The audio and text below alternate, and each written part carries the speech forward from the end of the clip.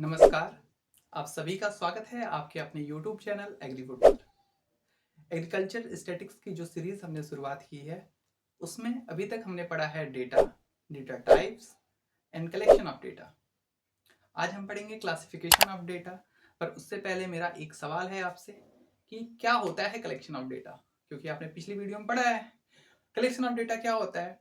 जो भी डेटा हम क्या करते हैं, जाकर इकट्ठा करते हैं, यानी जो कलेक्ट किया जाता है डेटा को कि मान लीजिए कि किसी का वजन आप कलेक्ट कर रहे हो या किसी स्कूल में जा रहे हो, अब वहां पे सारे बच्चों का क्या कर रहे हो, आप वजन इकट्ठा कर रहे हो ना, तो उनका वजन या एज इकट्ठा कर रहे हो। तो यही चीज क्या होती है, कलेक्शन ऑफ डेटा होती है। ठीक है। और ये जो डेटा आप कलेक्ट कर रहे हो वो क्या होता है, रॉ डेटा कहलाती है। क्या कहलाती है? रॉ डेटा कहलाती है। अब इन आंकड़ों को आप लेके आते हो तो इन्हें क्या किया जाता है, ये अवर्गीकृत होते हैं, यानी ये ग्रुप में नहीं होते हैं, ये अनग्रुप डेटा होते हैं। ये जैसे तैसे बस उठाए जाते हैं और भरे जाते हैं, ऐसा होता है। पर अब इन्हें अच्छे से समझने के लिए क्या करना पड़ता है, इस डेटा को क्या किया जाता है, वर्गीकृत करना पड़ता है, यानी क्लासिफाइड करना पड़ता है। तो क्लासिफिकेशन ऑफ डेटा यही है, जब आंकड़ों को क्या किया जाता है, क्लासिफाई किया जाता है। जैसे आप मान लीजिए कि अगर मैं आपसे पूछूं, आप इमेजिन कीजिए अपने माइंड में और सोचिए कि मैं जो आपको एग्जांपल दे रहा हूं, आप समझने की कोशिश कीजिए, आपको समझ में आ जाएगा कि क्लासिफिकेशन ऑफ डेटा आखिर क्या होता है।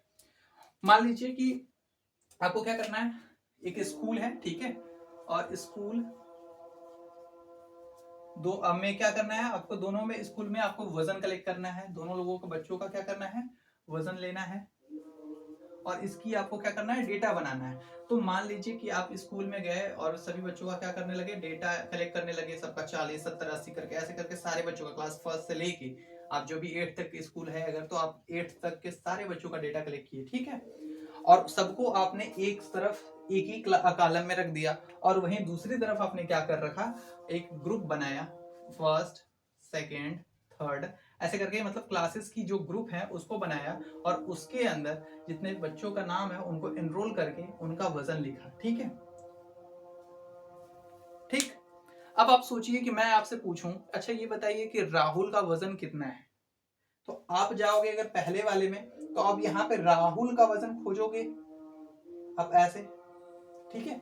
अब राहुल जहां पे दिखा, आप उसका वजन मुझे बताओगे, है ना।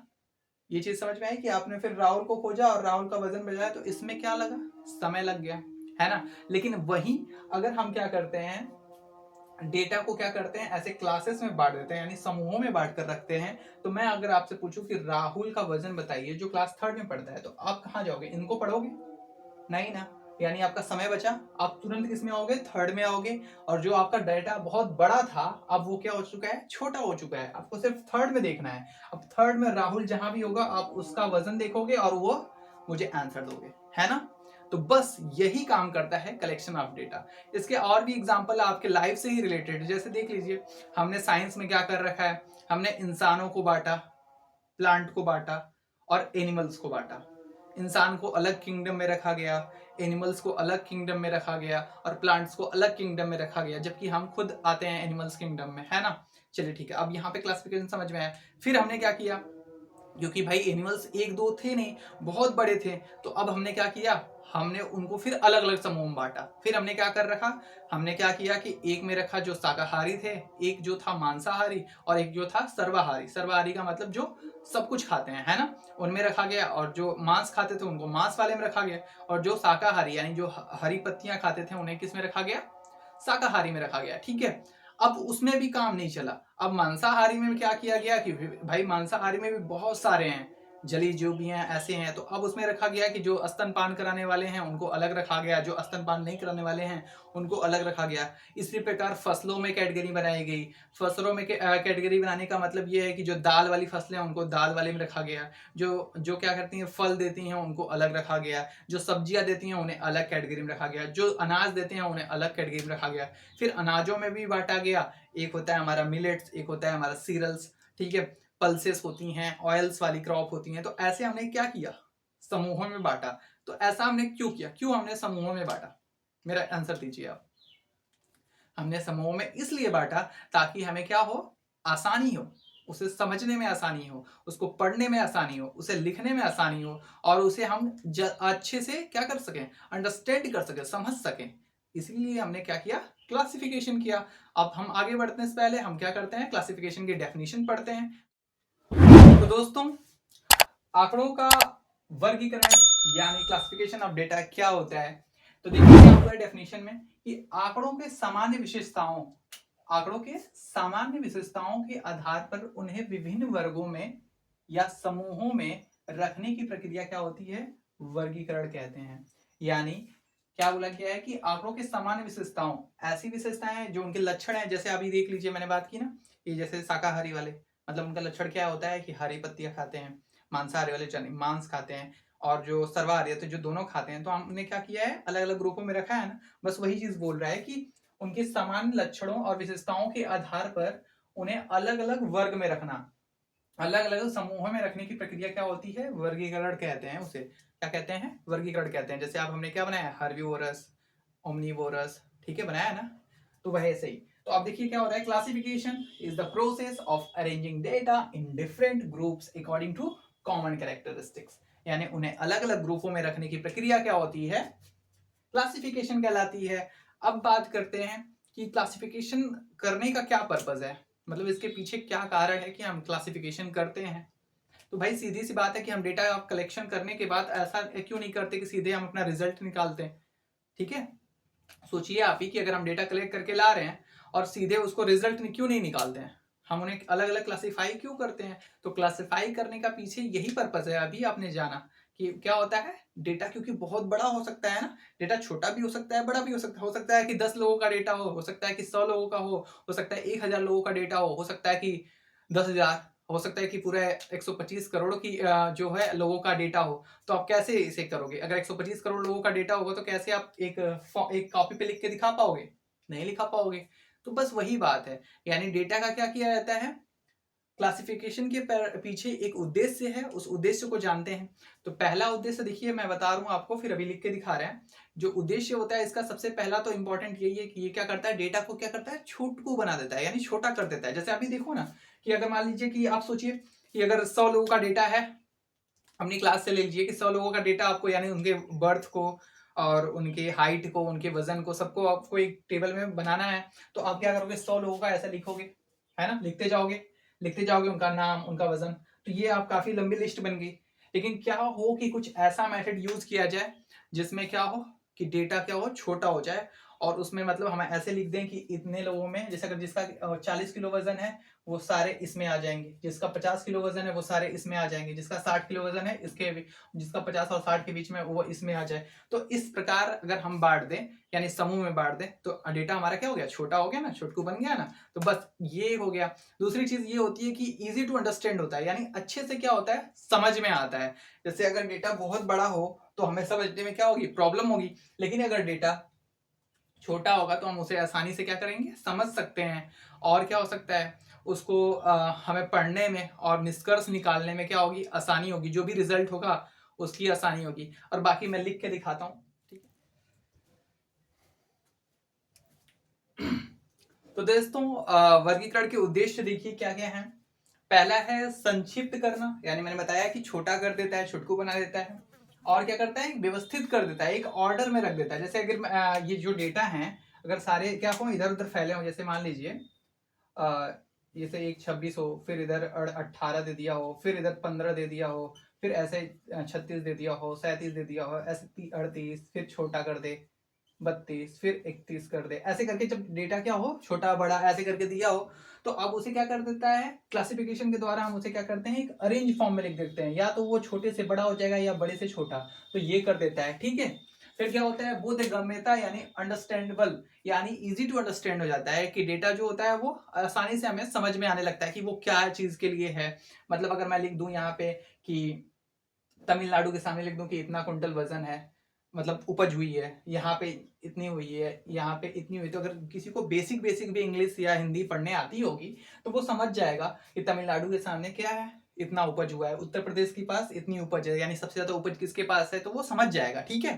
तो यानी ये इजी टू अनस्टेबल हो जाता है। फिर क्या होता है, तुलना करने में आसानी होता है। तो वही बात है, मैंने अभी बताया ना कि जैसे तमिलनाडु में कम हुआ गेहूं, उत्तर प्रदेश में ज्यादा हुआ, तो ये कैसे कंपेयर कर रहा है, ये डेटा को देख के कंपेयर कर रहा है। अगर वही डेटा कहीं ब्रॉड लिस्ट में होता तो पहचानने में कठिनाई होती, लेकिन जब हम उसे क्या कर रहे हैं, क्लासिफाई करके रखा है, तो वो आसानी से बता दे रहा है। ठीक है, तर्कपूर्ण व्यवस्था प्रदान करना, to make a logical arrangement, यानी एक मतलब तर्क दे सकते हैं, उस विषय में निष्कर्ष निकाल सकते हैं कि आखिर क्या हो रहा है, रिजल्ट मतलब कि किसके पास ज्यादा उपज है, ऐसा क्यों हो रहा है, ये सब चीजें क्या कर सकता है, इसलिए हम क्लासिफिकेशन करते हैं। फिर बोला गया है कि साड़ियन का आधार यानी बेस ऑफ टेबुलेशन, इसका मतलब ये है कि जो आने वाली हमारी अगली टॉपिक है सार्डियन, उसमें हम क्या करते हैं कि जो डेटा होता है ना, ये पहले से तैयार होकर रखा रहता है, बस उसे रिप्रेजेंट करने के लिए, उसे यानी एक ऑर्गेनाइज फॉर्म में सुंदर दिखाने के लिए, सुदृढ़ दिखाने के लिए उसे हम क्या करते हैं, एक टेबल में रखते हैं, एक रो और कॉलम के अंदर उस डेटा को रखते हैं, तो ये क्या है, उसका आधार है। ठीक है, तो अब क्या बात करते हैं कि क्लासिफिकेशन जो होता है इसके टाइप्स होते हैं कुछ, तो उन टाइप्स दोस्तों, टाइप्स ऑफ क्लासिफिकेशन यानी आंकड़ों को जो क्लासिफिकेशन होता है वो अलग अलग उनके यूजेस के आधार पर, यानी उनके उपयोग के आधार पर इसे 4 भागों में बांटा गया है। तो देखिए, सबसे पहला हमारा है जियोग्राफिकल क्लासिफिकेशन, जिसे भौगोलिक वर्गीकरण कहते हैं। क्रोनोलॉजिकल क्लासिफिकेशन, जिसे कहा जाता है समय के अनुसार वर्गीकरण, ठीक है, या कालानुक्रम क्लासिफिकेशन होता है। क्वालिटेटिव क्लासिफिकेशन, जिसे गुणात्मक वर्गीकरण कहते हैं, जब गुणों के आधार पर वर्गीकरण किया जाता है। क्वांटिटेटिव क्लासिफिकेशन यानी संख्यात्मक वर्गीकरण, जब संख्याओं के आधार पर क्या होता है, उनके मेजरमेंट के आधार पर वर्गीकरण किया जाता है। तो सबसे पहले हम देखेंगे कि जियोग्राफिकल क्लासिफिकेशन क्या होता है। तो देखिए, जियोग्राफिकल क्लासिफिकेशन ये होता है कि सबसे पहले मैं एग्जांपल दूं आपको, कि मान लीजिए कि हमारा क्या होता है आपने सुना होगा कि जो गाय होती हैं, तो हमारी जो इंडियन गाय होती हैं, इंडियन रीजन में जो पाई जाती हैं, मतलब इंडियन क्षेत्र में जो पाई जाती हैं, उसे हम क्या कहते हैं, देसी काऊ। ठीक है, और जो दूसरे रीजन की होती हैं उन्हें हम क्या कहते हैं, एक्सोटिक काऊ। तो हमने एक वर्ग बना दिया ना, एक देसी काऊ और एक विदेशी नस्ल की गाय। तो ये किसके आधार पर किया हमने, हमने बांटा इन्हें उनके क्षेत्र के आधार पर। ठीक है, और इंडिया के अंदर ही क्या होती हैं कि जो अगर हिमाचल में पाई जाने वाली नस्लें हैं तो उन्हें हम हिमाचल वाली बोलेंगे, जो उत्तर प्रदेश में पाई जाने वाली हैं उन्हें उत्तर प्रदेश की बोलेंगे, तमिलनाडु में पाई जाने वाली जो नस्लें होंगी उन्हें तमिलनाडु में रखते हैं। ठीक है, इसी प्रकार गेहूं की उपज वैरायटी देख लीजिए, तो गेहूं की वैरायटी जो इधर हमारे क्षेत्र में उगाई जाती हैं वो हमने इस वर्ग में रखा है, और जो दूसरी जगह पे उगाई जाती हैं उन्हें दूसरी नस्ल में रखा गया है। ठीक है, तो ये चीज होती है जियोग्राफिकल क्लासिफिकेशन, यानी जब हम जब आंकड़ों का वर्गीकरण उनके क्षेत्र के आधार पर, यानी उनके लोकेशन और एरिया के आधार पर क्या करते हैं, बांटते हैं, यानी समूह में बांटते हैं, तो उसे क्या कहा जाता है, जियोग्राफिकल क्लासिफिकेशन कहा जाता है। इसका एक बेहतरीन एग्जांपल आपको दिखाता हूं कि मान लीजिए कि किसी राज्य की ना उपज की बात करते हैं, कि उपज जो है राज्यों में जो उपज है गेहूं की, उसकी बात करते हैं। एक टेबल बनाते हैं हम, जिसमें हम देखेंगे कि ये तमिलनाडु है ना, ये हमारा केरला है, और ये हमारा यूपी है, ये वेस्ट बंगाल, और अपना पंजाब भी ले लेते हैं। ठीक है, पीछे लिख देते हैं पंजाब को, है ना, और उसके उपज की बात कर लेते हैं कि कौन से स्टेट में सबसे ज्यादा उपज हुई है। तो अब इसको टन्स में हम व्यक्त कर देते हैं। ठीक है, अब तमिलनाडु का कितना, 4500, केरल का कितना, 4200, यूपी का भाई 6200, वेस्ट बंगाल का कितना है 4800, पीजी का कितना रख देते हैं, इसका तो भी 5600। तो ये चीज क्या देख रहे हो आप, ये तो डेटा है और जिसका वर्गीकरण भी कर दिया गया है और टेबल में भी लिख दिया गया है। ठीक है, लेकिन ये है क्या, यहाँ पे जो वर्गीकरण है वो किसके आधार पे है, उसके स्टेट के आधार पे, मतलब अलग अलग उसकी जियोग्राफिकल एरिया के आधार पर, उनके क्षेत्र के आधार पे हमने इन्हें रखा है ना। और मैं अगर आपसे पूछूं कि अच्छा बताओ यूपी में प्रोडक्शन कितना है, तो आप बताओगे 6200 टन। ठीक है, वेस्ट बंगाल में 4800 टन। तो ये चीज किसके आधार पे बता रहे हो आप, उसके लोकेशन के आधार पे, बेस्ड ऑन लोकेशन या एरिया के आधार पे जब क्लासिफिकेशन होता है तो वो क्या होता है, जियोग्राफिकल क्लासिफिकेशन होता है। ठीक है, अब अगला जो हमारा है वो है हमारा क्रोनोलॉजिकल क्लासिफिकेशन, यानी जब आंकड़ों का वर्गीकरण हम समय के अनुसार करते हैं तो उसे क्या कहते हैं, क्रोनोलॉजिकल क्लासिफिकेशन कहते हैं। अब जैसे हम बांटते हैं ना, क्या होती है, कुछ ऐसी हमारी वैरायटी हैं जो हर सीजन में उगाई जाती हैं, कुछ ऐसे फूल होते हैं जिसे हम क्या करते हैं कि भाई ये ठंडी के मौसम में उगता है और ये गर्मी के मौसम में, और ऐसे सब्जियां हैं जो ठंडी के मौसम में मिलती हैं, गर्मियों के मौसम में मिलती हैं। तो ये चीज हम किस वर्गों में बांटा है, हमने उसके समय के अनुसार बांटा है ना। हमने कैटेगरी बनाई है कि ऐसी जो क्रॉप्स हैं जो क्या करती हैं, हमें रेनी सीजन में मिलती हैं, ऐसी क्रॉप्स जो हमें ठंडी के सीजन में मिलती हैं, ऐसी क्रॉप जो हमें गर्मी के सीजन में मिलती हैं। तो हमने क्या किया, हमने क्लासिफिकेशन ही तो किया है, हमने इन्हें समूह में ही तो बांटा है। तो जब समय के अनुसार वर्गीकरण किया जाता है तो इसे क्या कहा जाता है, क्रोनोलॉजिकल क्लासिफिकेशन कहा जाता है। और एग्जांपल मैं बात करूं तो आप मान लीजिए कि किसी कंपनी की हम क्या करते हैं, प्रॉफिट की बात करते हैं, है ना। एक कंपनी की क्या हो रही है, प्रॉफिट की बात करते हैं। तो मान लीजिए कि 5 वर्षों का हम डेटा लेते हैं कि 2000, ठीक है, 2001 मेरा डेट ऑफ बर्थ, 2002 आपका डेट ऑफ बर्थ, 2003 सबका डेट ऑफ बर्थ, 2004 मेरा नहीं है, 2005 मेरा है, ठीक है। अब ऐसे हमने डेटा ले लिया, ठीक है। अब उसमें क्या करते हैं कि 2000 में मान लेते हैं कि किसी कंपनी को कितनी प्रॉफिट हुई, 24% का प्रॉफिट हुआ। 2001 में मेरा बर्थडे है तो ये 52% प्रॉफिट हुआ। 2002 में इसको कितना हुआ, 36% का प्रॉफिट हुआ। 2003 में तो इसमें हम 42% का प्रॉफिट हुआ। 2004 में इसको हुआ 21% का प्रॉफिट, और फिर 2005 में कितना हुआ, इसको मान लेते हैं 20% का प्रॉफिट। अच्छा ये बताओ भाई अब कि किस वर्ष में, वर्ष बात कर रहे हैं, वर्ष की बात कर रहे हैं, यानी समय की बात कर रहे हैं कि किस वर्ष में सबसे ज्यादा प्रॉफिट हुआ कंपनी को। तो अब बताओगे किसमें, 52% किसमें दिख रहा है आपको, 2001 में। यानी आपने समय के आधार पे क्या किया, क्लासिफिकेशन कर दिया भाई, तालियां बजाओ। तो ये क्या होता है, क्रोनोलॉजिकल क्लासिफिकेशन होता है। आई होप अंडरस्टैंड, ठीक है। और अब आप देखेंगे आप सबका प्यारा क्वालिटेटिव क्लासिफिकेशन, यानी गुणों के आधार पर वर्गीकरण। गुणों के आधार का मतलब क्या है कि जब आंकड़ों में कौन सा गुण होता है सर, ये सोचो जरा सर, आंकड़ों में क्या होता है गुण। तो आंकड़ा सिर्फ ये तो हमने पढ़ा है कि डेटा जो होता है संख्यात्मक रूप में ही होता है, लेकिन आपको पता है कि हम वर्गीकरण, हम यहाँ पे वर्गीकरण पढ़ रहे हैं, और वर्गीकरण जो होता है हम सेक्स के आधार पर भी बांटते हैं, जैसे फीमेल मेल और वो वाला जेंडर, ठीक है। फिर हम बांटते हैं मैन वुमेन के आधार पे, ठीक है, वही दोनों, सॉरी मेल एंड फीमेल दोनों एक ही चीज हो गई। मान लीजिए कि हेयर कलर की बात करते हैं कि ब्लैक हेयर वाले और व्हाइट हेयर वाले और ग्रे हेयर वाले, आपका व्हाइट हेयर मेरा ब्लैक हेयर, ठीक है। फिर हम आइज के अकॉर्डिंग भी क्लासिफिकेशन कर सकते हैं, ये सब हमारे गुणात्मक लक्षण है ना। आइज के अकॉर्डिंग कि जिसकी नीली आंखें हैं, ब्लू आइज वाली, तो वो अलग रहेंगे, और जो ब्लैक आइज वाले वो हैं, जो ब्राउन आइज हैं वो अलग हैं, ठीक है। तो एक ग्रुप बनाया हमने। फिर उसके बाद किसी की व्हाइट भी होती है, होती होगी। फिर देखिए कि हम कलर्स के अकॉर्डिंग बांट सकते हैं कि जो ब्लैक कलर वाले हैं वो अलग ग्रुप, जो व्हाइट वाले हैं, व्हाइट तो होते नहीं है, मतलब जो गोरे होते हैं उनको अलग कैटेगरी में बांटा गया, ठीक है। तो इस प्रकार का वर्गीकरण जो होता है वो क्या होता है, क्वालिटेटिव क्लासिफिकेशन होता है। यानी जब आंकड़ों के लक्षणों के आधार पर, यानी उनके गुणों के आधार पर जब हम वर्गीकरण करते हैं तो उसे क्या कहते हैं, क्वालिटेटिव क्लासिफिकेशन कहते हैं। और इसमें जो होता है दो प्रकार का होता है, एक होता है हमारा सिंपल क्लासिफिकेशन और एक होता है मैनिफोल्ड क्लासिफिकेशन। और इसे समझने के लिए आपको एक एग्जांपल देखना पड़ेगा और फिर आप बहुत अच्छे से समझ जाओगे, पक्का। तो मैं क्या करता हूं, एक एग्जांपल लेता हूं कि पॉपुलेशन की बात करते हैं कि इंडिया की पॉपुलेशन कितनी है ना। तो पॉपुलेशन का एग्जांपल लेते हैं। तो पॉपुलेशन में हम बात करते हैं, यानी जनसंख्या, जिसमें मेल और फीमेल दोनों होते हैं ना। तो इसे हमने दो वर्गों में बांटा। एक हो गया हमारा, देखिए हमने वर्ग बना दिया, यानी हमने अलग अलग समूह बना दिया। मतलब पूरी दुनिया की जितनी भी जनता है, मतलब दुनिया नहीं, इंडिया में जितनी भी जनता है हमने उसे दो भागों में बांट दिया। भारत का हुआ बंटवारा, किसके अकॉर्डिंग, अकॉर्डिंग टू मेल, जितने पुरुष रहेंगे एक तरफ और जितने फीमेल हैं एक तरफ। फिर उसके बाद क्या करेंगे, अंताक्षरी करवाएंगे, है ना, नहीं नहीं। फिर उसके बाद जो मेल वाला है, यानी हम मेल वाले को अलग ग्रुप में रख दिया हमने और फीमेल वाले को अलग ग्रुप में रख दिया। तो ये क्या हो गया, इस प्रकार के क्लासिफिकेशन को क्या कहते हैं, सिंपल क्लासिफिकेशन कहते हैं। मेल की जगह मैं रख देता अगर ब्लैक हेयर व्हाइट हेयर, ठीक है, ब्लू आईज ब्लैक आईज, ठीक है।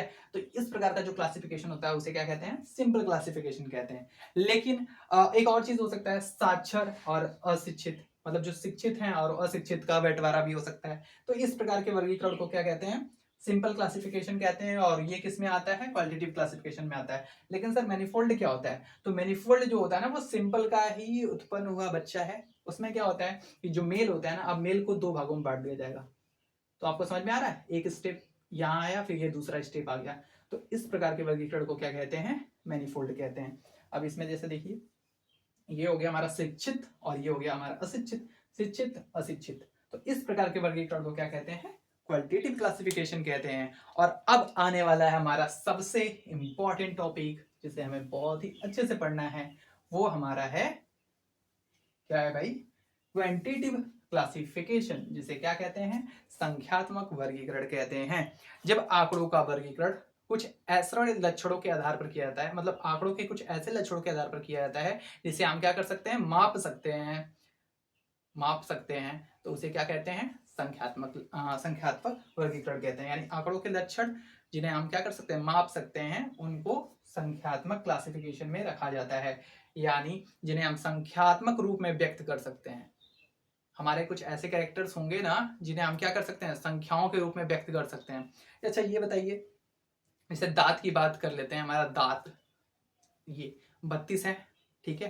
तो जो 32 वाले हैं, तो ये हो गया ना संख्यात्मक, जबकि ये तो सब में होता है, तो इसका वर्गीकरण तो अलग से नहीं कर सकते ना, क्योंकि सब में होता है। लेकिन ऐसे भी तो कुछ होंगे जो लक्षण जो सब में अलग अलग होंगे। तो जैसे देखिए, हमारी एज की बात कर लेते हैं। आप 50 के, मैं 21 का, नहीं मैं 23 का, आप 50 के, है ना। और अगर मान लीजिए कि आपकी बात कर लेते हैं, आप गोरे, मैं काला, नहीं आप काले मैं गोरा, तो ये तो क्वालिटेटिव में हो गया ना। मतलब हम बात किस चीज की कर रहे हैं, यूनिट्स की बात कर रहे हैं, जिसे हम मेजर कर सकते हैं। तो हमारा वजन, आपका वजन, ठीक है, तो इसकी तुलना की जा रही है। तो ये जो होता है वो किस में होता है, क्वांटिटेटिव क्लासिफिकेशन में होता है। और इसका एक टेबल के जरिए मैं समझा रहा हूँ आपको, क्वांटिटेटिव क्लासिफिकेशन क्या होता है। तो मान लीजिए कि हम क्या कर रहे हैं, एक कक्षा में जा रहे हैं, ठीक है, और उसमें क्या कर रहे हैं, बच्चों का वजन ले रहे हैं। तो इसमें हमने टोटल कितने बच्चों का वजन लिया, 10 बच्चों का वजन लिया। तो अब देखिए, जैसे 1 2 3 4 5 6 7 8, अब ये कर लिया। अब इनका वजन कितना है, किसी का 20, किसी का 25, किसी का 15, किसी का 18, किसी का 17, किसी का 16, किसी का 20, किसी का 25। तो ये जो होता है, ये हम यानी वजन को क्या कर रहे हैं, संख्यात्मक रूप में व्यक्त कर रहे हैं ना। सब देखिए, सब संख्यात्मक रूप में व्यक्त कर रहे हैं। तो ये जो होता है क्वांटिटेटिव क्लासिफिकेशन होता है। और क्वांटिटेटिव क्लासिफिकेशन को फिर से दो वर्गों में बांटा जाता है, ठीक है। और इसमें दो भागों में बांटा जाता है। एक होता है हमारा डिस्क्रीट फ्रीक्वेंसी डिस्ट्रीब्यूशन, जिसे असतत आवृत्ति वर्गीकरण कहते हैं। और ये एक होता है कंटिन्यूअस फ्रीक्वेंसी डिस्ट्रीब्यूशन, जिसे कहते हैं सतत आवृत्ति वर्गीकरण।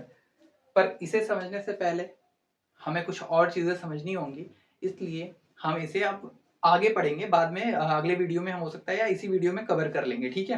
पर उससे पहले इस कहानी को समझने से पहले आप सबको दिल थाम के बैठना पड़ेगा, क्योंकि अब आपके सामने एक नई मूवी स्टार्ट होगी, जिसका नाम है वेरिएबल और फ्रीक्वेंसी। ये चीजें क्या होती हैं, वेरिएबल और फ्रीक्वेंसी क्या होती हैं, उन्हें देखते हैं सबसे पहले। फिर हम इनकी बात करेंगे कि डिस्क्रीट और कंटिन्यूअस फ्रीक्वेंसी क्या होती है। और टेंशन मत लीजिए, पक्का आप समझ जाएंगे कि ये क्या होता है, ठीक है। तो देखिए, जो क्वांटिटेटिव क्लासिफिकेशन होता है, उनमें इसके जो दो मुख्य एलिमेंट्स होते हैं वो क्या होते हैं। एक होता है हमारा, इनके दो मुख्य एलिमेंट्स होते हैं, मेन एलिमेंट्स जो हैं,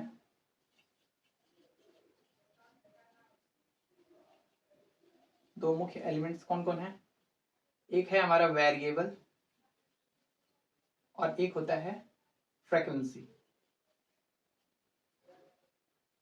फ्रीक्वेंसी आपने हमेशा पढ़ा होगा, जिसकी मतलब होता है आवृत्ति, और आवृत्ति का मतलब होता है बारंबारता, ठीक है। और वेरिएबल को क्या कहते हैं, चर कहते हैं। तो अब इन्हें हम सबसे पहले समझते हैं कि ये क्या होते हैं।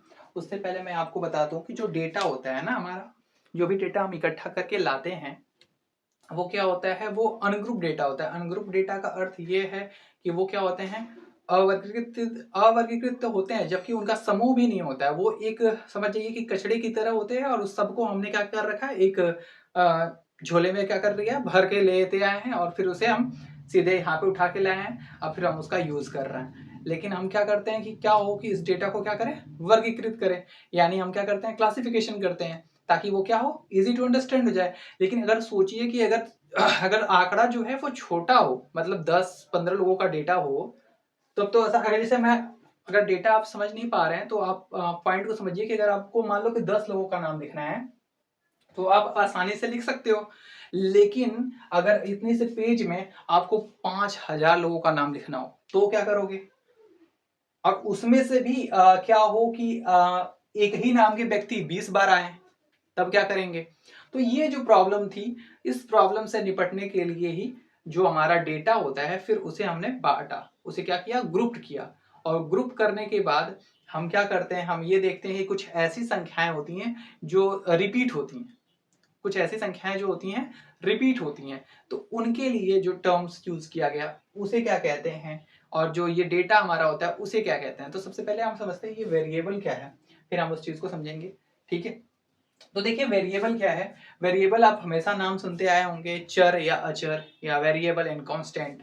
वेरिएबल का अर्थ ये होता है जिसका मान क्या होता है, बदलता रहता है। बदलता रहता है मतलब जैसे कि कहीं पे वेरिएबल का मतलब ये चीज है कि जिसका मान क्या हो, बदलता रहे। जैसे आपने हमेशा पढ़ा होगा कि ए की वैल्यू 2 है, फिर आपने कहीं क्वेश्चन में देखा होगा कि ए की वैल्यू 5 है, फिर कहीं पे क्वेश्चन में देखा होगा कि ए का मान क्या है, 6 है, फिर कहीं आपने देखा है कि जेड का मान भी 2 है, फिर कहीं आपने देखा कि जेड का मान 6 है। तो इस तरह से आपको क्या देखने को मिलता है कि जेड का मान फिर 8 हो जाता है।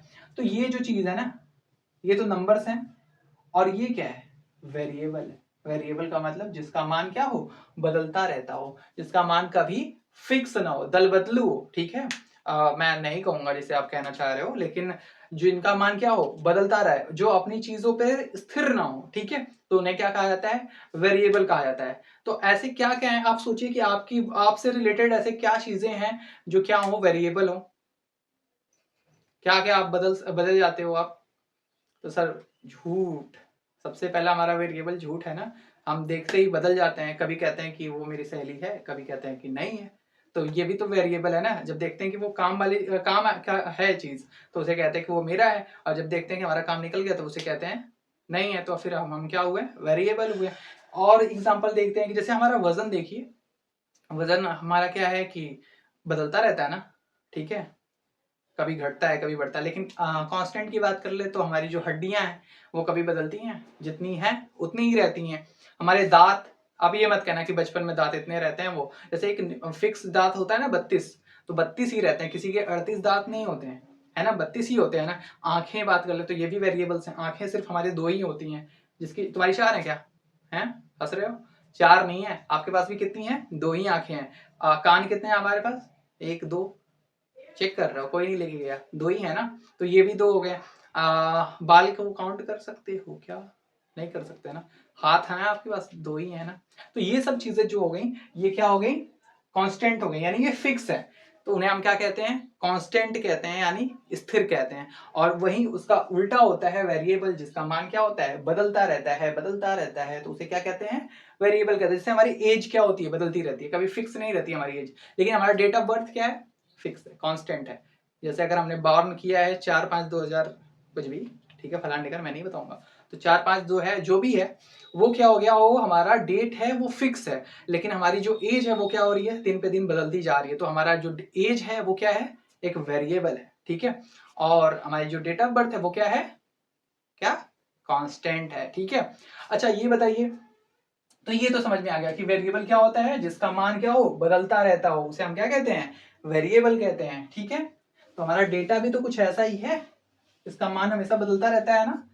अब फ्रीक्वेंसी देखिए क्या होता है, फ्रीक्वेंसी का अर्थ यह है ना कि किसी चीज की आवृत्ति, आवृत्ति का हिंदी में अर्थ यह है कि किसी चीज का कितनी बार आना। ठीक है, उसे क्या कहते हैं, आवृत्ति कहते हैं, जैसे हिंदी में क्या कहते हैं, बारंबारता। तो इस चीज को, इस टर्म को याद रख लीजिए भैया। वेरिएबल तो अभी हमें नहीं पता आएगा या नहीं है, लेकिन फ्रीक्वेंसी हमें बार बार यूज करना है आगे।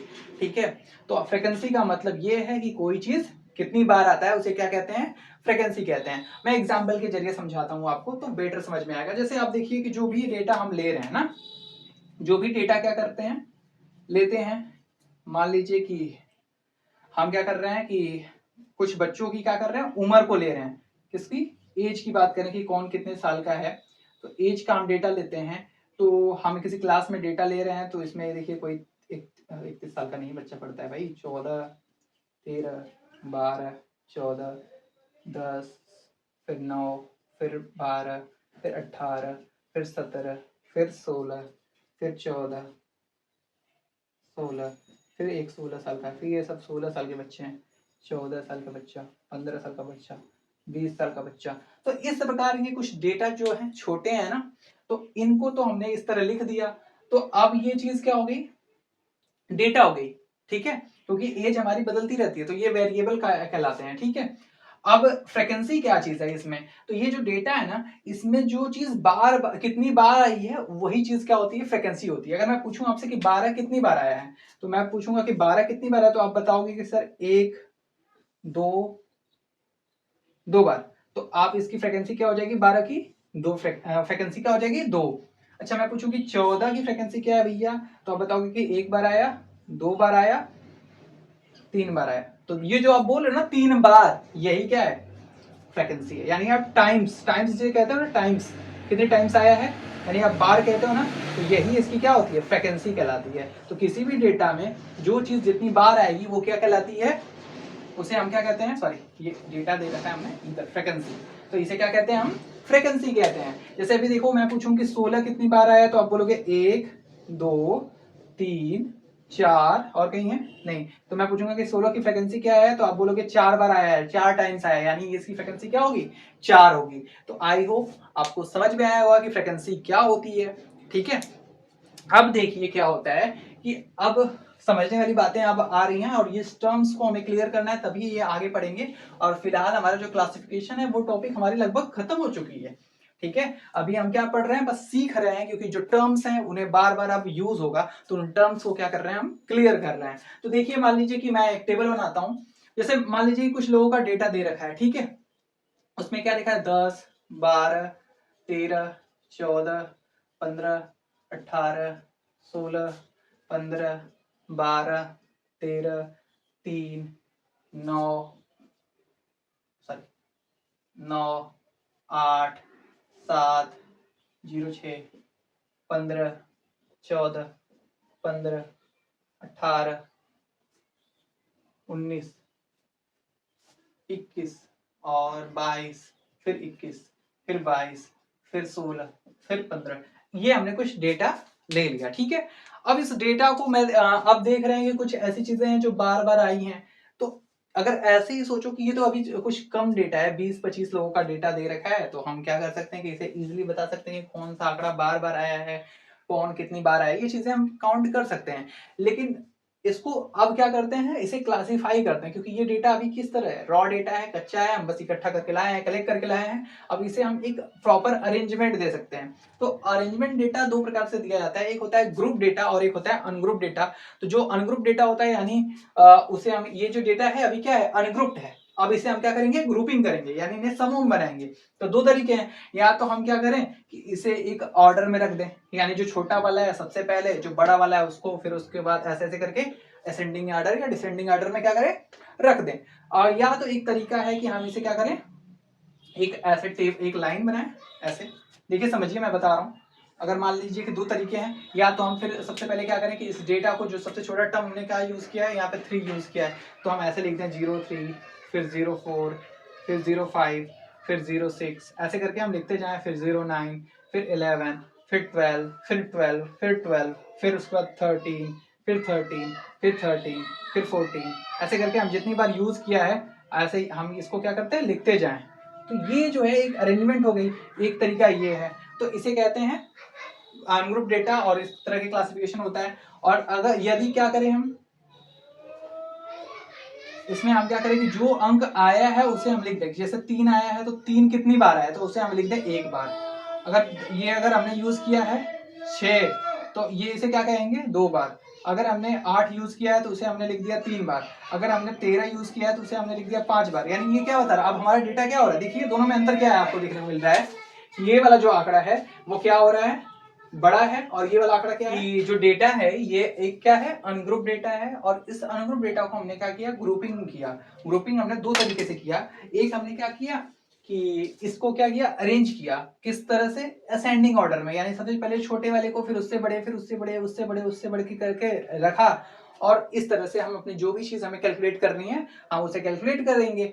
और एक तरीका ये है जिसमें क्या होता है कि हम जो जो नंबर यूज हुए हैं उसे हम बस लिखते हैं, उसे बार बार नहीं लिखेंगे। जैसे यहाँ पे देखिए 12 2 बार लिखा है तो हमने 12 एक बार सिर्फ लिखा है, और जो चीज जितनी बार 12 आए हैं उसको इधर लिख दिया। तो ये जो हम इधर लिख रहे हैं ना, ये क्या बताता है, बार बताता है। क्या नहीं, बार का मतलब अभी मैंने बताया था आवृत्ति, आवृत्ति का मतलब बारंबारता, बारंबारता का मतलब फ्रीक्वेंसी। यानी ये क्या बताता है, फ्रीक्वेंसी बताती है, जिसे हम किसे एफ से डिनोट करते हैं, स्मॉल एफ से फ्रीक्वेंसी को डिनोट किया जाता है।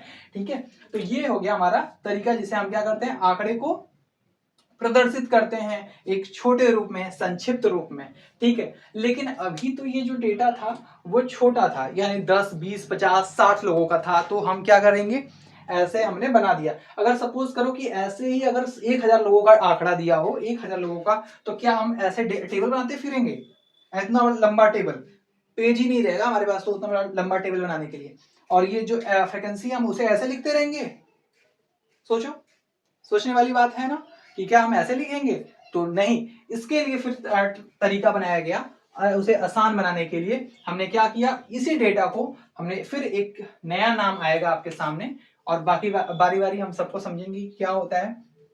फिर हमारे सामने क्या आया, ऐसे ही फिर से टेबल बना, और फ्रीक्वेंसी एज इट इज ऐसे ही लिख दी गई। और फिर यहाँ पे जो ये टर्म्स हैं उसे हमने क्या बनाया, उसका नाम रखा सी आई, जिसे क्या कहते हैं, क्लास। सी आई का फुल फॉर्म क्या होता है, क्लास इंटरवल, इंटरवल जिसे हिंदी में क्या कहते हैं, क्लास यानी वर्ग, और इसे क्या कहते हैं, इंटरवल। इंटरवल का मतलब होता है अंतराल। क्या होता है, अंतराल। अंतराल का अर्थ यह है कि दोनों के बीच कितने का डिफरेंस है। इंटरवल का अर्थ क्या है, कि दोनों के बीच कितने का अंतर है। तो अब इसमें हम क्या करते हैं कि जैसे अब हमने यहाँ पे क्या किया था, सारा डेटा लिखा था ना कि 3 6 7 8 ऐसा करा था ना, यहाँ पे हम ऐसा नहीं करेंगे। यहाँ पे हम क्या करते हैं, यहाँ पे हम इसे इस प्रकार लिखेंगे कि 0 से लेके 1 से लेके 10 के बीच के जितने नंबर्स होंगे वो सब इसमें आएंगे। फिर 10 से लेके 20 के बीच में जितने भी नंबर होंगे वो क्या हो जाएंगे, इसमें आ जाएंगे। और 20 से लेके 30 के बीच में जितने भी डेटा होंगे वो क्या हो जाएंगे, इसमें हो जाएंगे। और अब देखिए दोस्तों कि जो डेटा हमें इतना ज्यादा जगह ले रहा था वो बस इतने में निपट जाएगा, है ना। देखिए अब वो डेटा कहाँ पे गया, अब जो भी देखिए 3 6 7 8 9 जो भी 10 1 से लेकर 10 के बीच थे वो सारे लोग किसमें आ जाएंगे, इसमें आ जाएंगे, 0 से 1 10 में। और फिर ये लोग कितने थे, 10 तक के कितने लोग थे, 9 8 1 1, यानी एक बार 3 था, और एक बार 6 था, और 7 जो था 8 बार था, और ये 9 बार था, और ये क्या था 10 बार था। सबको जोड़ दो आपस में, तो ये कितने हो जाएंगे, 8 2 10 और 1 19। मान लो कि ये जो हो गया 19, जबकि ये डेटा अभी करेक्ट नहीं है, इसे मैं मान के बस बता रहा हूं आपको समझाने के लिए। ठीक है, यानी 0 से 10 के बीच जो भी नंबर होंगे, यानी 0 से 10 के बीच में कौन कौन नंबर होता है, 2 4 5 6 7 8 9। ठीक है, ये सारे कितनी बार आए हैं इस टेबल में, 19 बार आए हैं। और अगर मैं लिख दूं कि 10 से 20 के बीच में कितना, 15, तो यानी इसका क्या अर्थ है कि 10 से 20 के बीच जितना भी नंबर है, यानी 11 12 13 14 15 16 जो भी होगा वो किस में आएगा, इसके बीच में, 15 के बीच में आएगा।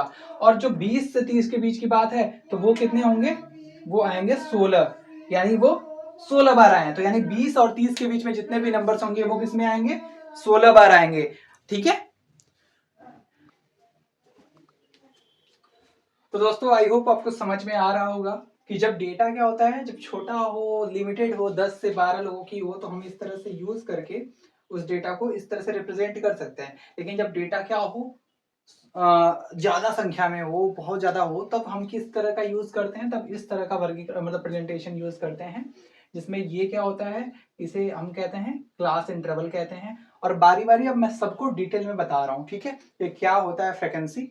फ्रीक्वेंसी आप जान गए कि कोई चीज कितनी बार आ रही है, जो डेटा कितनी बार आ रहा है उसे क्या कहते हैं, फ्रिक्वेंसी कहते हैं। फिर इसमें जो होता है एक टैली मार्क्स होता है, तो वो फ्रिक्वेंसी। हमारे क्लास का सबसे महत्वपूर्ण और आखिरी समय चल रहा है जिसमें ये सारे पॉइंट्स जो बहुत ही इंपॉर्टेंट है आने वाली क्लासेस के लिए, और इन्हें हम समझते हुए चलते हैं। तो सबसे पहले हम जाना था कि जो अनग्रुप डेटा होता है, यानी जो हमारा कच्चा डेटा होता है, रॉ डेटा, उसे हम क्लासिफाइड करते हैं।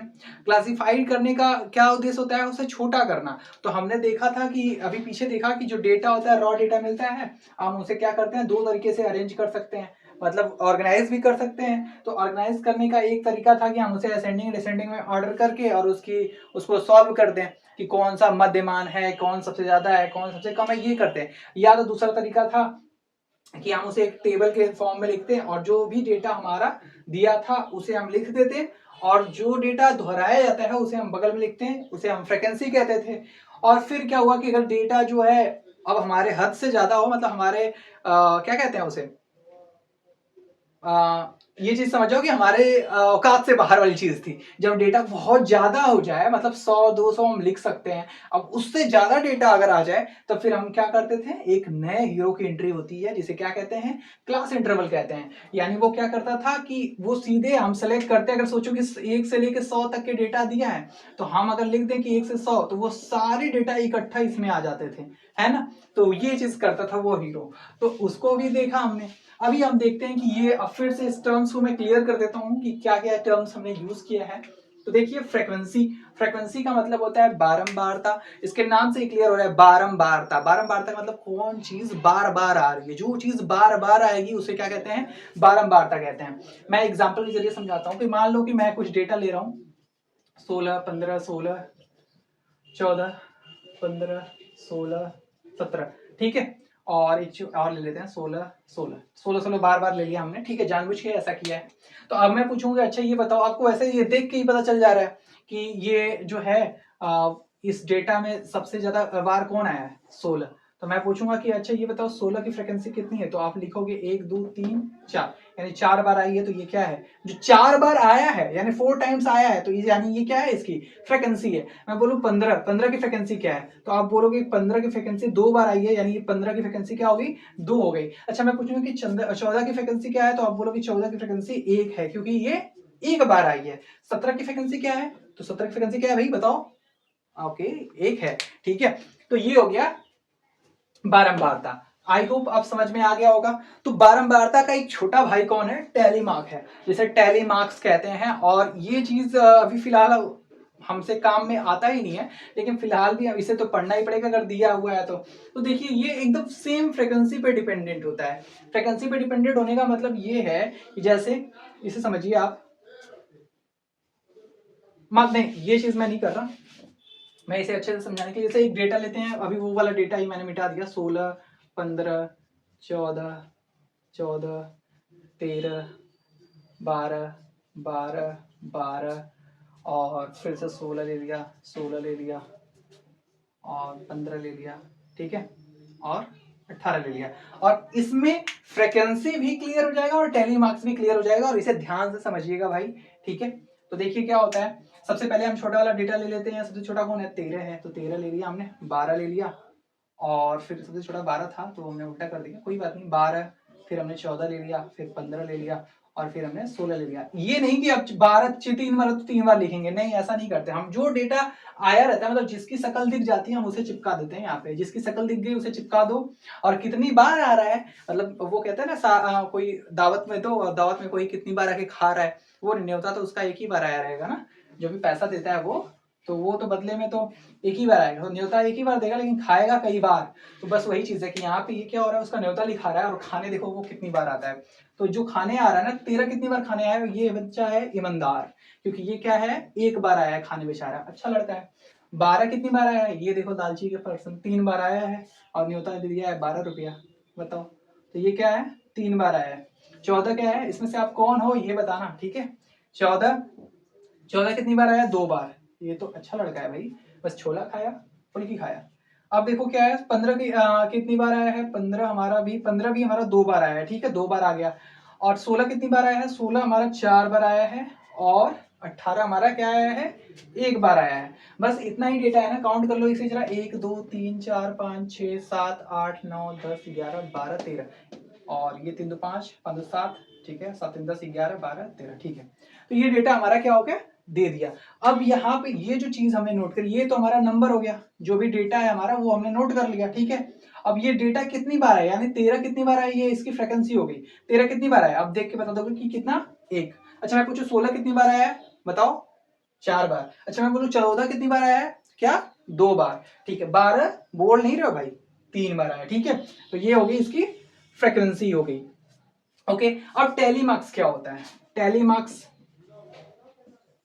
चाइनीज भाषा है नहीं, बस टेलीमार्क का मतलब ये होता है ना कि जैसे अगर एक को रिप्रेजेंट करना हो तो हम बस एक पाई छोड़ देंगे, ठीक है। तो ये एक हो गया। अच्छा मैं बोलूं दो, तो दो का मतलब बस ये 2 पाई हो गई, ठीक, कितना आसान है। 3, तो ये क्या हो गया, 1 2 3, तो ये 3 हो गया टेलीमार्क। अच्छा 4 बोलूं तो 1 2 3 4, ये 4 हो गया टेलीमार्क। 5 बोलूं तो 1 2 3 4 हो गया। बस 5 के लिए क्या करेंगे, एक और पाई बनाएंगे, नहीं, 5 के लिए फिर क्या करते हैं हम, 4 के बाद 5 को ऐसे काट देते हैं, ठीक है। अच्छा 6 क्या होगा, तो 6 बोलूंगा 1 2 3 4, और फिर क्या होगा 5, फिर ये 6, फिर अगर मैं 7 बोलूं तो 1 2 3 4, ठीक है। फिर इसको हमने 5 से काटा 5, फिर ये 6, फिर 7, फिर ऐसे ही 8, 8 बोलूंगा तो 1 2 3 4, इसे काटा 5 6 7 8, ठीक है। अब मैं बोलूं 10 लिख के दिखाओ, तो अब 10 लिख के दिखाओगे 1 2 3 4, 1 2 3 4, ये हो गया हमारा 10, ठीक है। 11 लिख के दिखाओ टेलीमार्क के द्वारा, तो आप क्या करोगे, 1 2 3 4, 1 2 3 4 5, और ये 11, ठीक है। तो इस प्रकार से टेलीमार्क को रिप्रेजेंट करते हैं। और टेलीमार्क जो इस चार्ट में भरा जाता है वो इसके अकॉर्डिंग नहीं भरा जाएगा, ये फ्रीक्वेंसी के अकॉर्डिंग भरा जाता है, फ्रीक्वेंसी दिखाता है ये। तो अगर मैं बोलूं 1 तो आप क्या लिखोगे, बस 1। 3 लिखो तो 1 2 3, ठीक है। 2 लिखो तो 1 2, 2 लिखो तो 2 1 2, 4 लिखो तो 1 2 3 4, और ये 1 रहेगा तो 1, ठीक है। तो ये क्या होता है, टेलीमार्क होता है। अब हमारा क्या टॉपिक है, क्लास इंटरवल। तो क्लास इंटरवल देखेंगे। तो देखिए अब हम बात कर रहे हैं किसकी, क्लास इंटरवल की बात कर रहे हैं। तो क्लास इंटरवल में क्या होता है, देखिए फ्रीक्वेंसी आई होप समझ में आ गया, टेलीमार्क समझ में आ गया। अब देखते हैं क्लास इंटरवल क्या होता है। तो क्लास इंटरवल भाई सिंपल सी चीज है कि जब हमने बात करी थी अभी जस्ट कि डेटा हमारा क्या हो दिया हो, 1 2 3 4 5, फिर 5 5 4 4 4 4 3 3 3 3, ऐसे दे रखा हो, 2 2, फिर 1 1, फिर उसके बाद 16, ऐसे करके दे रखा था ना, 16 15 15 15 15 14 14, ऐसे करके जो डेटा दे रखा है, ठीक है। तो अब इसको हमने क्या किया था, ऐसे, इसका इंक खत्म हो गया लग रहा है, एक सेकेंड। अब हमने इसको ऐसे रिप्रेजेंट किया ना, तो अब इसमें जो ये था हमारा, ये था CI, और ये था हमारा फ्रीक्वेंसी। फ्रीक्वेंसी क्या बताता है कि कोई चीज कितनी बार आया है, और इसमें हम लिखते थे 0 से लेके 5, फिर 5 से लेके 10, 10 से लेके 15, 10 से 15, 15 से 20, ये हमने लिखा ना। तो इसमें जो 0 से लेके 5 के बीच आते हैं, जो नंबर्स 0 से लेके 5 के बीच आते थे, यानी देखो ये 1 2 3 4 5, 4 4 3 3 2 2 1 1, कितनी बार आए हैं, 1 2 3 4 5 6 7 8 9 10 11 12 13 14, यानी 14 बार जो है 0 से लेके 5 तक की संख्याएं क्या आई हैं, 14 बार आई हैं। 0 से 5 के बीच की जो भी संख्याएं हैं वो कितनी बार आई हैं, 14 बार आई हैं। 5 से 10 के बीच की संख्या कितनी है, एक बार है। 10 से 15 के बीच में कितनी है, एक ही है। और 15 से 20 के बीच में कितनी है, 2 3, 3 बार आए। तो ये जो चीज है ना, ये क्या होगी, फ्रीक्वेंसी होगी। ये क्या बता रही है, फ्रीक्वेंसी हो गई। और ये क्या बता रहा है, यही हमारा क्या होता है, क्लास इंटरवल, यानी वर्ग अंतराल। वर्ग अंतराल का अर्थ ये है कि क्या करता है, जो रा डेटा होता है यानी जो अनग्रुप डेटा होता है, उनको क्या करता है, रिप्रेजेंट करने के लिए हम क्या करते हैं, क्लास इंटरवल का यूज करते हैं। उसे हम क्या कहते हैं, CI कहते हैं, ठीक है। इसकी डेफिनेशन मैं अभी स्क्रीन पे लगा देता हूं, आप देख लेना, ठीक है। फिर देखिए क्या होता है क्लास इंटरवल, आई होप समझ में आ गया होगा आपको। अब ये जो क्लास इंटरवल है ना, इससे ही रिलेटेड 2 टर्म्स और मिलते हैं जिसे हम क्या कहते हैं, या तो ये क्लास इंटरवल की बाउंड्री कहलाती है या लिमिट। बाउंड्री या लिमिट का मतलब होता है क्या, बाउंड्री का मतलब क्या होता है कि एक घेरा होता है, इसके बाहर कोई नहीं जा सकता। हमारे घरों में क्या होता है, गाँव में घरों में हम क्या करते हैं, खेत के चारों तरफ बाउंड्री बनाते हैं। क्यों बाउंड्री बनाते हैं, कि उसके बाहर पानी न जाए, या जो मेड बनाते हैं तो यही करते हैं कि क्या करते हैं, घेरा बनाते हैं, उसके बाहर नहीं जाना है।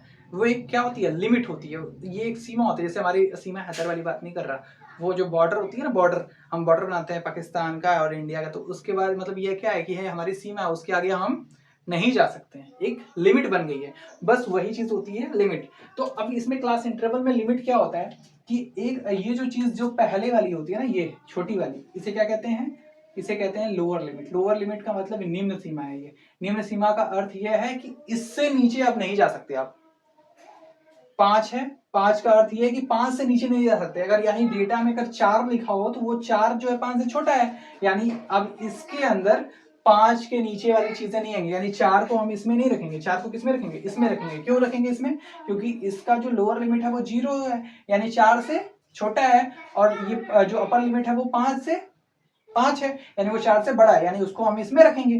ठीक है, अगर मान लो कि कोई डेटा 12 दे रखा है, ठीक, तो 12 किस में रखेंगे, पहले वाले में, ये फर्स्ट है, ये सेकंड है और ये थर्ड है, बताओ किस में रखेंगे हम, तो फर्स्ट वाले में रखेंगे, फर्स्ट क्लास में। ये इसे हम क्लास कहते हैं ना, ये जो वर्ग अंतराल हमने बनाया है ये क्लास है, वर्ग है, इस वर्ग में हम इसको रखेंगे। जैसे आप क्लास बनाते हैं ना स्कूल में कि क्लास 7th में, अच्छा ये बताओ क्लास, हम स्कूल वाला समझते हैं, एग्जाम्पल बहुत बढ़िया है। जैसे 1 2 3 4 5 6 8 तक की क्लास है मान लो, ठीक है, तो अब उसमें 7th की क्लास बनाई गई है, 6th की क्लास बनाई गई है, 5th की क्लास बनाई गई है, तो अब 5th की क्लास में 4th के बच्चे को बैठाओगे क्या, नहीं बैठाओगे, ऑब्वियस सी बात है। अच्छा 5th की क्लास में अगर 6th के बच्चे को बैठाओगे क्या, नहीं बैठाओगे। क्यों, क्योंकि 6 वाला बच्चा बड़ा है और 4th वाला बच्चा क्या है, छोटा है। बस सेम चीज यहाँ पे भी होती है कि जो फर्स्ट की क्लास में रहेगा वो कौन रहेगा, जिसका लोअर लिमिट 0 यानी 0 से कम हो, और अपर लिमिट, इसे क्या कहते हैं, अपर लिमिट कहते हैं।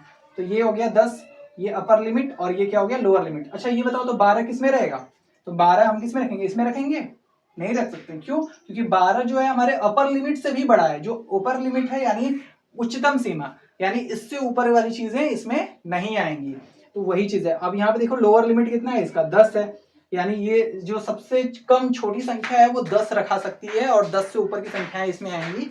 और ये जो है 15 है, यानी इससे सबसे ऊंची जो संख्या, सबसे बड़ी संख्या 15 रह सकती है, उसके नीचे की चीजें रहेंगी, उससे ऊपर वाली संख्याएं इसमें नहीं रहेंगी। तो 12 किस में आएगा, इसमें आएगा, यानी हम 12 को किस में रखेंगे, इसमें रखेंगे। ठीक है, तो ये होती है लोअर लिमिट और अपर लिमिट। तो आई होप आपको समझ में आ रहा होगा कि लोअर लिमिट क्या होती है, किसी भी वर्ग अंतराल की जो सबसे छोटी वाली संख्या होती है, निम्न संख्या होती है, उसे क्या कहते हैं, लोअर लिमिट कहते हैं, और जो बड़ी वाली लिमिट होती है उसे क्या कहते हैं, अपर लिमिट कहते हैं। आई होप समझ में आया होगा आपको। ठीक है, अब देखते हैं क्या है। अब हमारा क्लास साइज क्या होता है। क्लास साइज का मतलब ये होता है, क्लास साइज का मतलब वर्ग का आकार। जैसे वर्ग का आकार का मतलब, जैसे हमने अभी बात की ना क्लास 5th क्लास 6, तो वो उसका वर्ग का आकार क्या होगा कि इसमें से 5 वाले बच्चे रहेंगे। तो ये इसको कैसे निकालते हैं क्लास साइज को, क्लास साइज का मतलब ये होता है डिफरेंस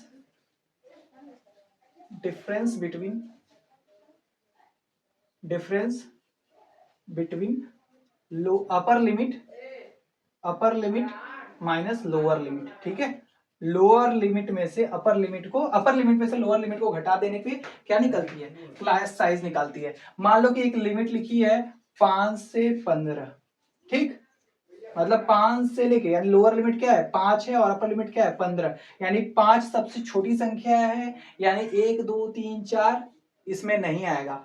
5 के ऊपर वाली संख्या 6 7 8 9 10 11 12 इसमें आएंगी।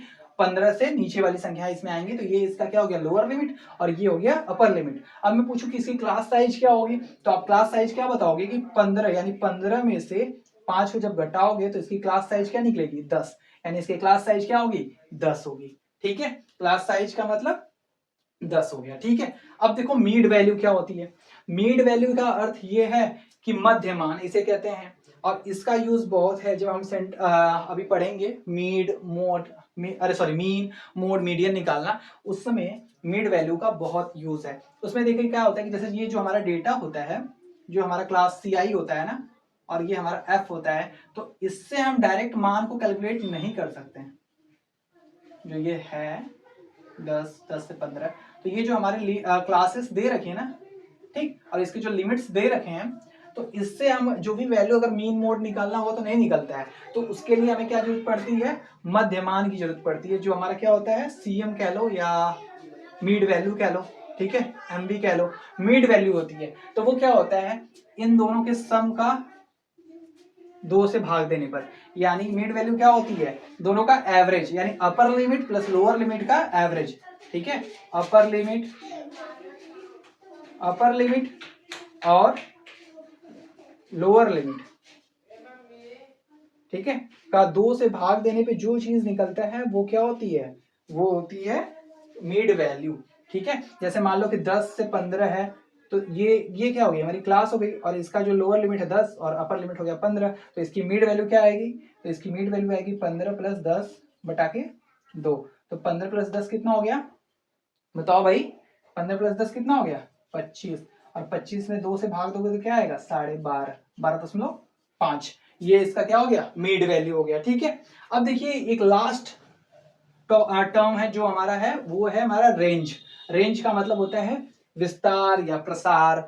विस्तार और प्रसार क्या होता है, तो जब डेटा हमारा क्या होता है ना, अनग्रुप्ड होता है चाहे ग्रुप्ड होता है, तो आपको क्या करना होता है, रेंज का पता करने के लिए, जैसे अगर कोई डेटा ऐसे दे रखा है 2, 4, 6, 8, 10, 12, 15, 16, तो अब यहाँ पे आपको एक अरेंज फॉर्म में डेटा दे रखा है, तो यहाँ पे जो सबसे छोटी संख्या है और जो सबसे बड़ी संख्या है ना, तो बड़ी संख्या में से छोटी संख्या को घटा देने पे, यानी जो ये इधर बड़ा वाला जो डेटा है और उसको छोटे छोटे वाले डेटा में से घटा दोगे, तो वो क्या निकल जाता है, रेंज निकल जाता है। ठीक है, तो कोई भी क्वेश्चन, जैसे अगर कोई भी एग्जांपल ले लेते हैं जिसमें अगर डेटा अगर ये वाला 16 नहीं रहता, 15 रहता, तो 15 वाला जो होगा ना वो सबसे बड़ी, मतलब उस आप चेक करना उसमें कि जो सबसे बड़ी संख्या होगी वो उसको उठाना, और जो सबसे छोटी संख्या होगी उसको उठाना, और उसमें से उसको घटा देना, वो उसका क्या हो जाएगा, रेंज कहलाएगा। ठीक है, अगर मान लो कि, अच्छा सर ये बताओ कि अगर मान लो कि 16 16 2 बार दे दिया, तब क्या करेंगे हम,